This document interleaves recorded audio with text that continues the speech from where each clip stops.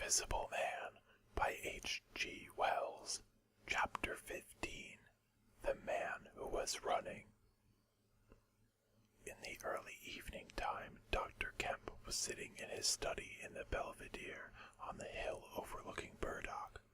It was a pleasant little room with 3 windows, north, west, and south, and bookshelves covered with books and scientific publications, and a broad writing table, and under the north window a microscope, glass slips, minute instruments, some cultures, and scattered bottles of reagents.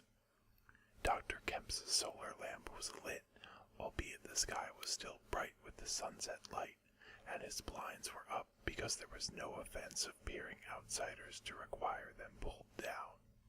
Dr. Kemp was a tall and slender young man with flaxen hair and a mustache almost white, and the work he was upon would earn him, he hoped, the fellowship of the Royal Society, so highly did he think of it. And his eye, presently wandering from his work, caught the sunset blazing at the back of the hill that is over against his own. For a minute perhaps he sat, pen in mouth, admiring the rich golden color above the crest, and then his attention was attracted by the little figure of a man, inky black, running over the hill brow towards him. He was a shortish little man, and he wore a high hat, and he was running so fast that his legs fairly twinkled. "Another of those fools," said Dr. Kemp, "like that ass who ran into me this morning round a corner with the visible man a-coming, sir. I can't imagine what possesses people. One might think we were in the 13th century. He got up, went to the window, and stared at the dusky hillside, and the dark little figure tearing down it.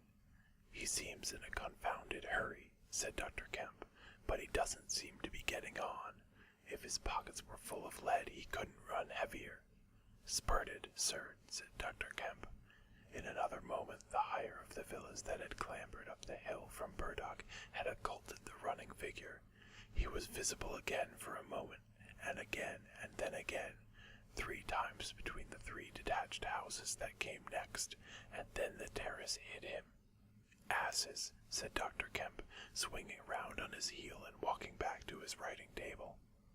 But those who saw the fugitive nearer, and perceived the abject terror on his perspiring face, being themselves in the open roadway, did not share the doctor's contempt. By the man pounded, and as he ran he chinked like a well-filled purse that is tossed to and fro. He looked neither to the right nor the left, but his dilated eyes stared straight downhill to where the lamps were being lit, and the people were crowded in the street. And his ill-shaped mouth fell apart, and a glary foam lay on his lips, and his breath came hoarse and noisy. All he passed stopped and began staring up the road and down, and interrogating one another with an inkling of discomfort for the reason of his haste.